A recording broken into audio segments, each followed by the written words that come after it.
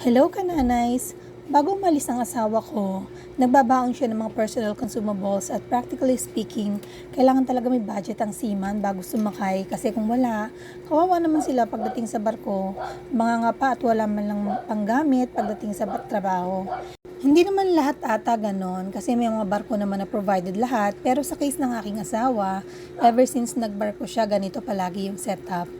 Magandang way na rin ito mga kananay na may paramdam natin sa ating mga asawa, ang pag-aasikaso at pagmamahal natin sa kanila. Dito na nga lang pala kami namili sa malapit sa grocery store sa amin at sure akong very affordable ang kanilang mga items. At ito nga pala yung Dali Store. O Dali, baka naman. Tingnan nyo naman kung gaano kumumura ng mga paninda nila. Hindi man mga branded items, pero maganda rin naman ang quality. Kami naman ay hindi particular sa mga brands na mga ginagamit namin sa personal at sa bahay. At kami naman pareho ay mga laki sa hirap. Kaya sanay sa wala, sa meron, mura, mahal o kahit ano pa man yan. So ayun, yun lang. Simpleng bonding namin ng aking asawa ay mag-grocery at kapag kami lang dalawa, dito na pa-practice ang pagiging mathematician namin dalawa. Kasi alam nyo na, budget. Yun lang. Thanks for watching. Happy life. Happy kananays. Bye!